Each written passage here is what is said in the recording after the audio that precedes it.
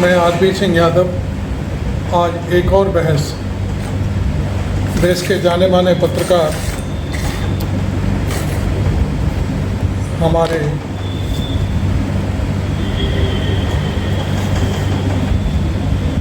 वाजपेयी जी आज आपके सामने होंगे। उन्होंने भी भारत और इंडिया को लेकर एक बड़ा एनालिसिस हमारे सामने रखा है।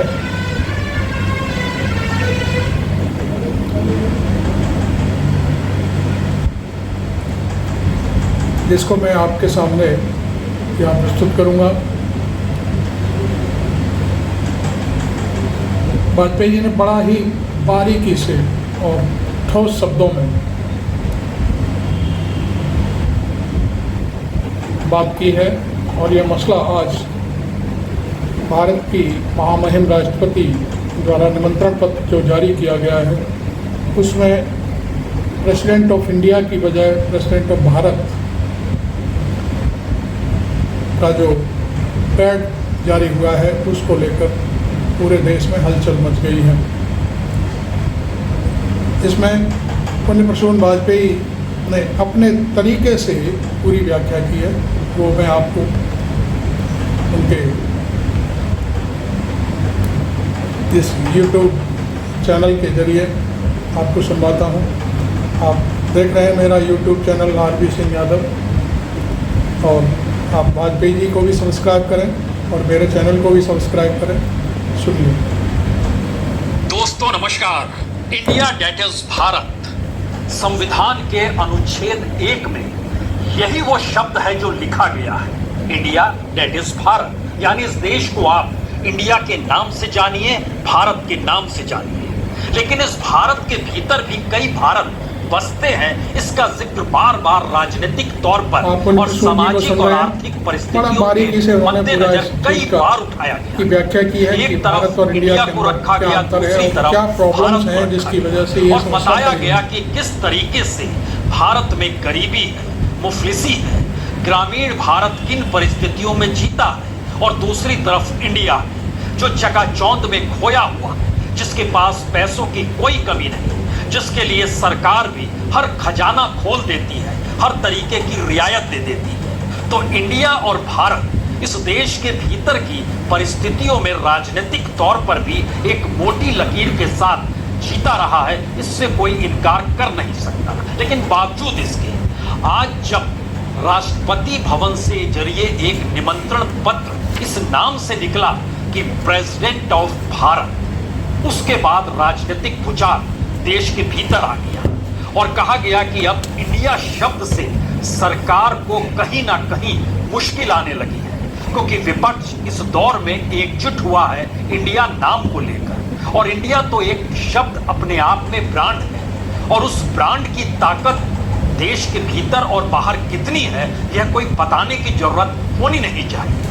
लेकिन उस ब्रांड का लाभ विपक्ष को मिल जाए, राजनीतिक तौर पर मिल जाए, क्योंकि इस दौर में तमाम क्षत्रप एकजुट हुए, जिसकी जितनी ताकत थी उसको अहंकार को छोड़कर सभी एकजुट हुए और नाम इंडिया रखा गया। और माना यही गया कि 2024 के चुनाव के मद्देनजर ही इंडिया शब्द इजाद किया विपक्ष ने। तो 2024 के मद्देनजर ही क्या इंडिया को हटाकर सिर्फ भारत शब्द के साथ अब संविधान भी जीने को तैयार है, या देश भी मानने को तैयार है? क्योंकि अटकलें कई हैं। माना जा रहा है कि संसद का विशेष सत्र इसीलिए बुलाया गया क्योंकि संविधान में संशोधन होना है, और भी कई अटकलें हो सकती हैं। लेकिन जब नाम रखा गया भारत और इंडिया डेट इज भारत कहा गया, तो उस दौर में अगर संविधान सभा के भीतर चले जाइएगा, उस दौर में जो चर्चा और मौजूदा वक्त में इंडिया को लेकर या भारत को लेकर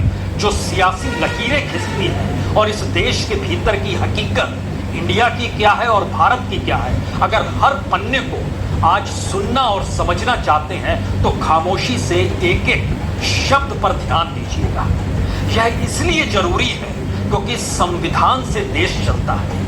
भारत की संप्रभुता की पहचान संविधान के जरिए, रूल ऑफ लॉ संविधान के जरिए, सुप्रीम कोर्ट संविधान की व्याख्या करने के लिए है। इस देश में हर राजनीतिक दल सत्ता में आने के साथ ही संविधान की शपथ लेता है, लेकिन जब जिक्र किया गया इस बात को लेकर और खुले तौर पर संविधान की शपथ लेने वाले लोगों ने कहना शुरू कर दिया इंडिया गुलामी का प्रतीक है, अब तो हम रिपब्लिक ऑफ भारत कहेंगे। और इस बात का जिक्र होते होते यहां तक चला गया कि जैसे इंडिया शब्द से इस दौर में सत्ता को घृणा हो गई है।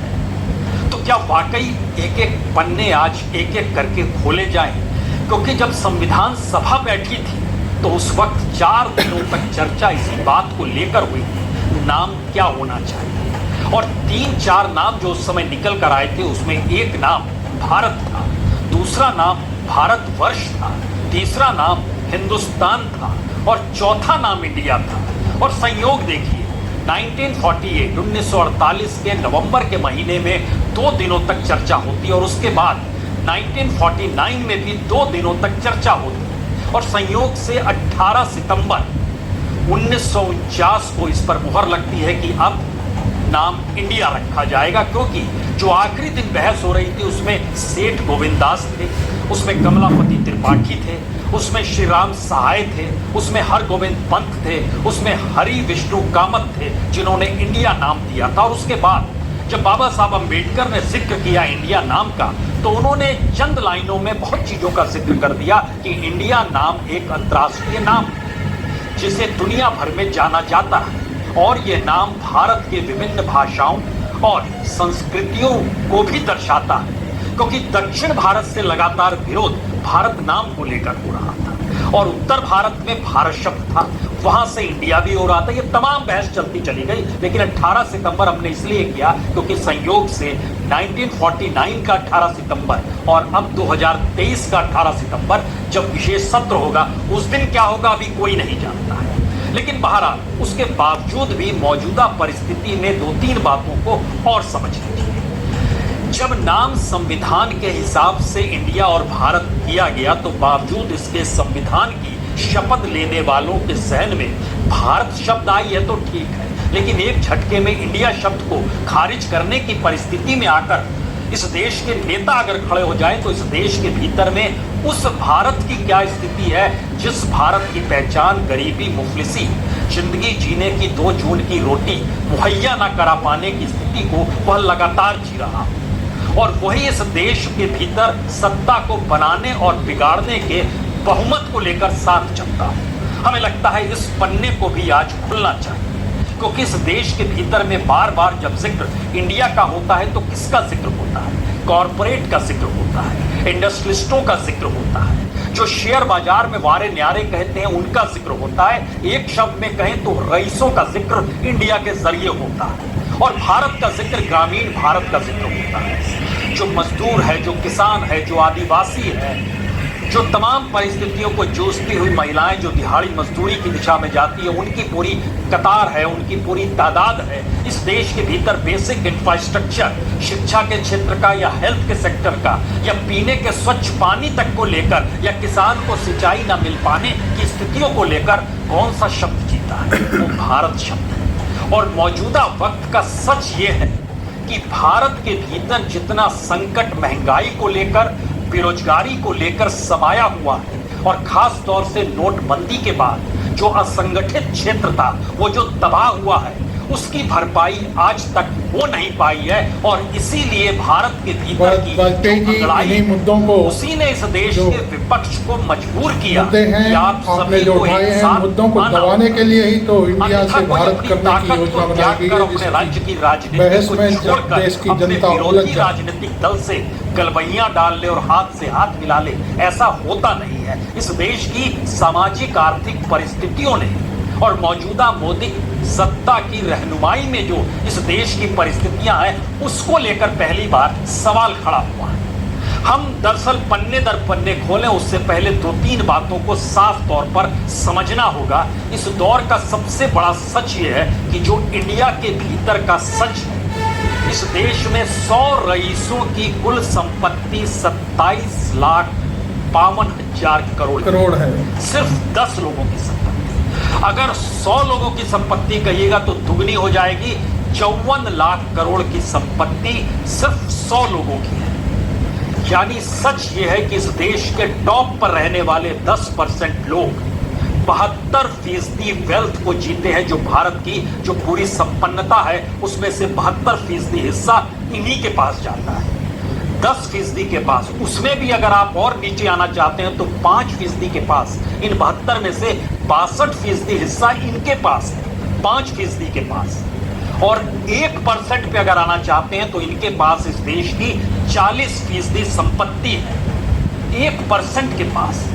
और लेकिन दूसरी तरफ इस देश के भीतर में जो 50% लोग जो सबसे नीचे हैं, जिनके लिए सरकार कहती है हमने जनधन खाता खुलवा दिया, हमने किसान सम्मान निधि दे दिया, हमने इस देश के भीतर में बीमा भी दे दिया, हमने तमाम सुविधाओं से उनको लैस कर दिया, बावजूद इसके दूसरे आंकड़े मत देखिए। अंतर्राष्ट्रीय तौर पर यूनाइटेड नेशन के ही आंकड़े देख लीजिए, वर्ल्ड बैंक के आंकड़े देख लीजिए, IMF के आंकड़े देख लीजिए, और बीच बीच में जिक्र कर दीजिए नीति आयोग का भी, जो बताता है कि गरीबी का मतलब इस देश के भीतर में मल्टी डायमेंशनली पुअर को अब देखना होगा, जो बिहार के भीतर हर दूसरा शख्स है, उत्तर प्रदेश के भीतर हर तीसरा शख्स है।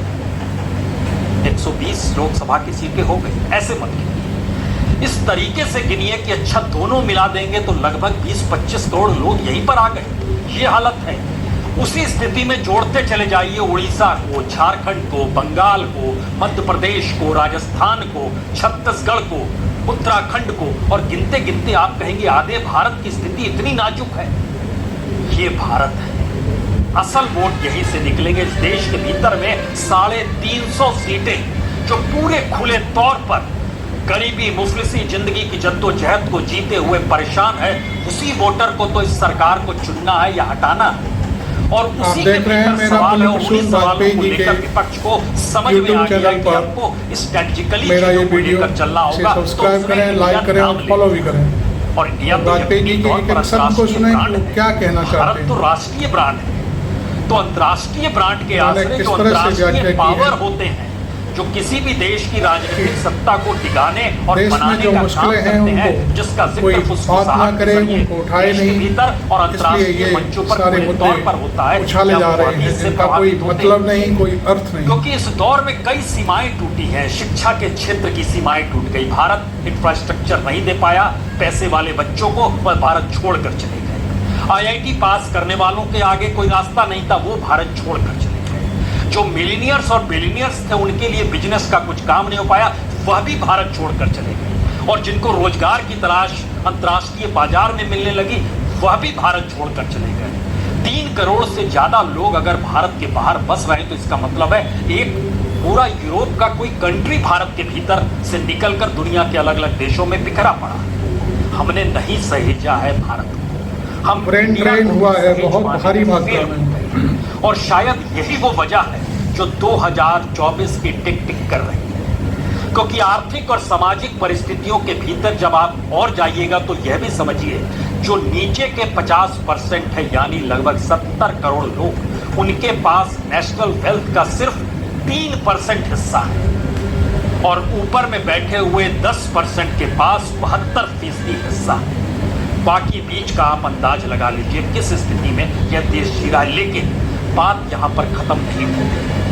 हिंदुस्तान के भीतर देखिए, तीसरा नाम हमारी जुबान पर आ गया। यह शब्द भी महासभा जब हो रही थी, संविधान की सभा जब बैठी थी, उसमें भी यह चर्चा हो रही थी। इस देश के भीतर में जो टैक्स की वसूली होती है, जो GST लगाया जाता है, जो खाने पीने के उस पर जो टैक्स लगता है, उस टैक्स का सिर्फ 3% हिस्सा इस देश के टॉप 10% देते हैं, और 64% हिस्सा इस देश के बॉटम 50% देते हैं। यानी टैक्स वसूली भी उन्हीं से होती है जो अलग अलग माध्यमों से सरकार को रईस बनाती है, और सरकार अपनी रईसी में कोई कोताही बरतती नहीं।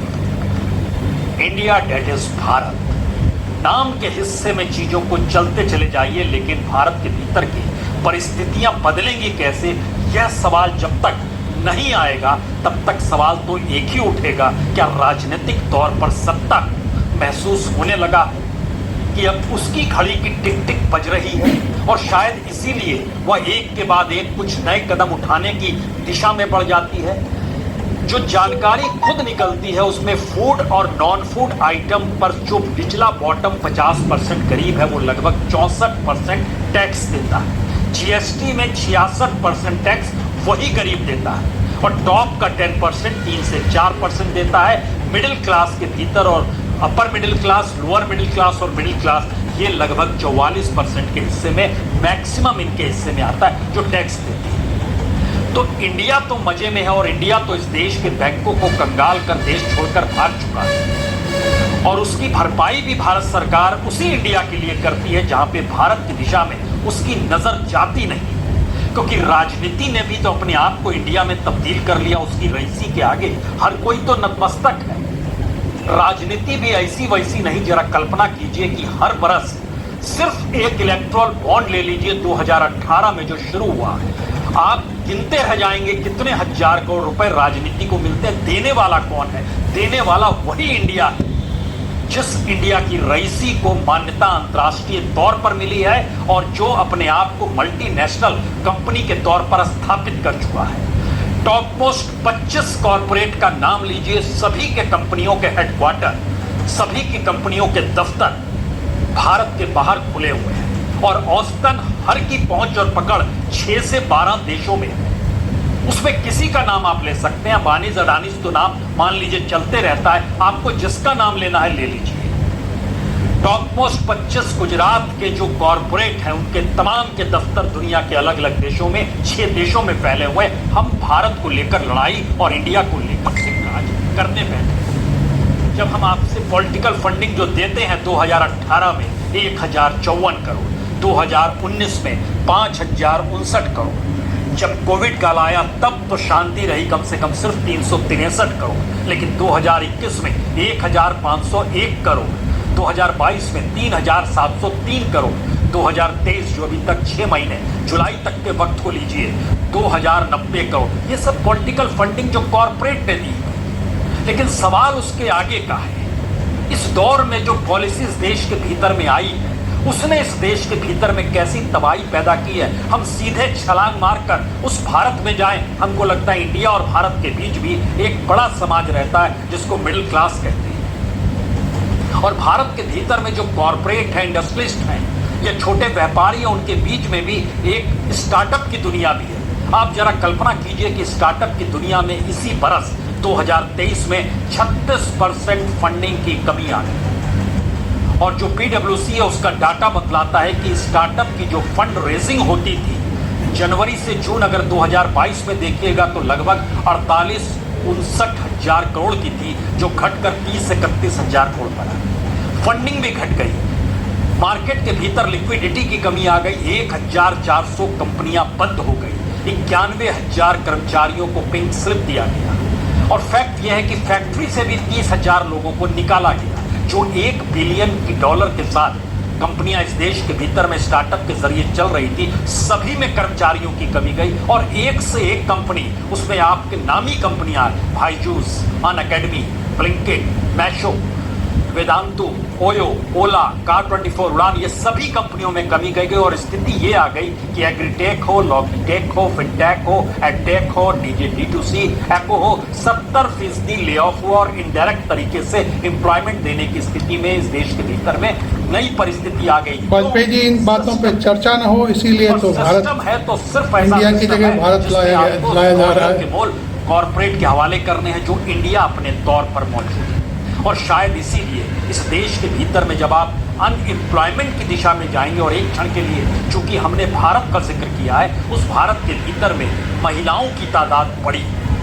46 करोड़ वोटर इस देश की महिलाओं के भीतर का सच जानना चाहते हैं। क्या स्थिति है? दिहाड़ी मजदूरी करने वाली 46 करोड़ में से 1,85 लाख महिलाएं इस देश में हैं। किसानी से जुड़ी हुई लगभग 70 लाख महिलाएं हैं। जो सैलरी से कमाती हैं उनकी संख्या सिर्फ 89-90 लाख ही है और जो बिजनेस करती हैं उनकी संख्या 38 लाख है। सबको जोड़ दीजिएगा तो ये कुल मिला के 3,82 लाख महिलाएं ही इस देश में काम करती हैं, यानी कुल महिलाओं का सिर्फ 8.4%। और जिक्र हो रहा है कि महिला आरक्षण भी आ जाएगा और महिलाओं को राजनीतिक तौर पर आश्रय भी मिल जाएगा। इस देश की राजनीति पॉलिसी में कभी भारत की तरफ देखा गया है?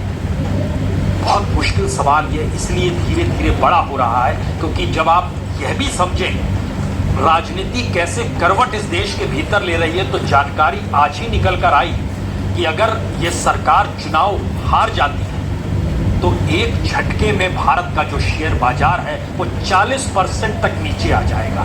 मॉर्गन स्टैनली की आज की रिपोर्ट है, वो बताती है कि शेयर बाजार 10% कुलांचे इसने मारे हैं और अगर मोदी सरकार 2024 में जीत जाएगी तो 5% और ऊपर चला जाएगा और मोदी अगर हार जाएंगे तो 40% नीचे आ जाएगा।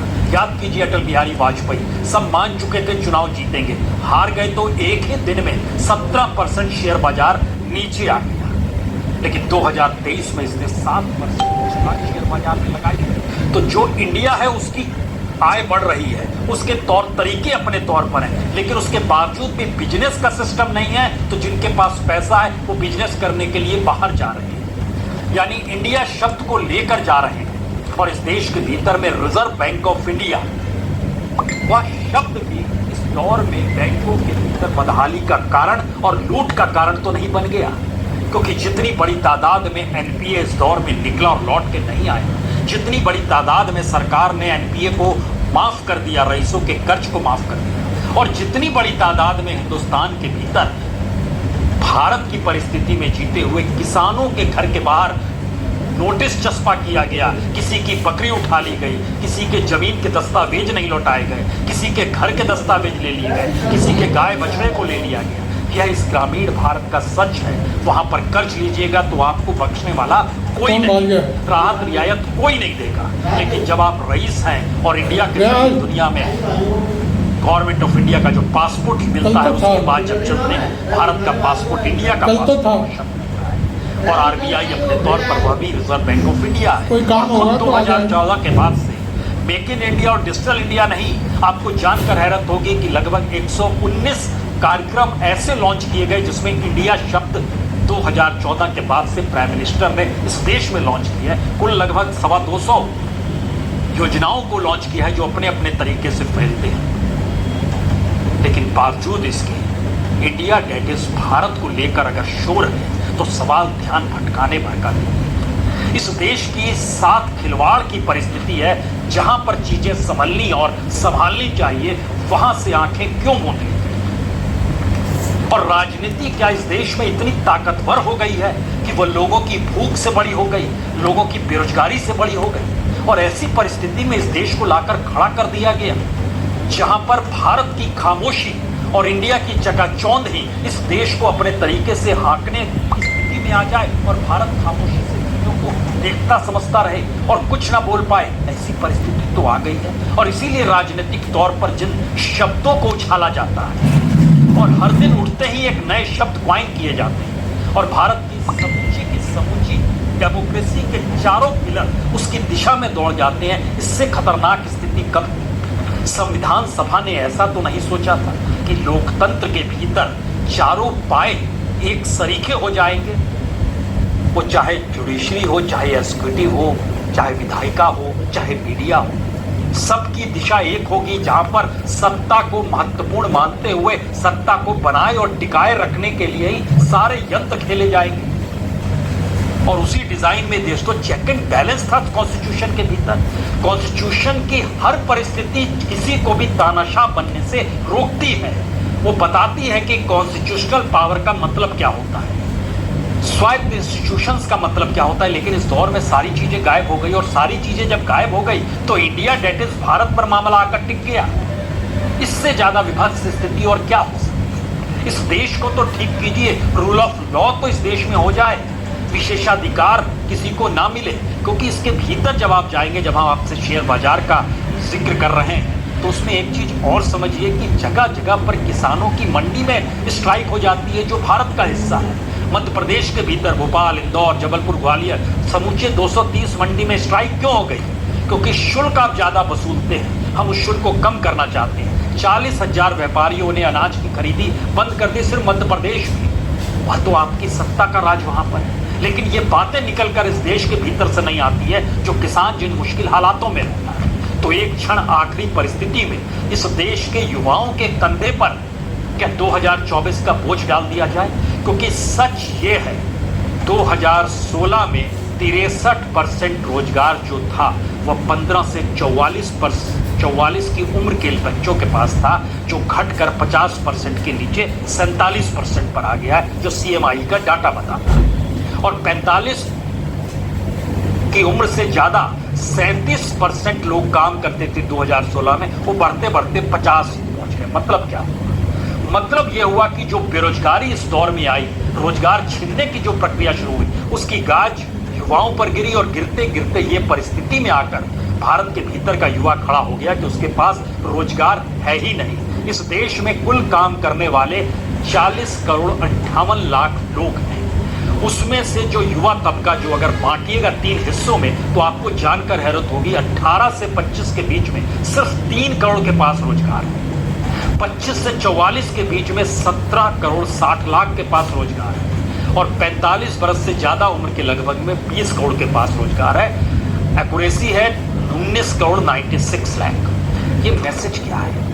युवा भारत के भीतर में युवाओं के पास काम नहीं है। जिस भारत को हम जीना चाह रहे हैं, उस भारत की बदहाली और मुफलिसी पर सरकार का ध्यान नहीं है। और हम इंडिया और भारत के बीच इस देश को फांस कर इंडिया के लिए पॉलिसी, उसकी राहत रियायत का इसलिए बनाते हैं कि पता है कि किसी भी देश की इकोनॉमी पूंजी से चलती है और पूंजी वाले तबके को हमें और राहत रियायत देनी है, जिससे वह कुछ भी खर्च करे तो इस देश के बाकी 50% का पेट तो भर जाए।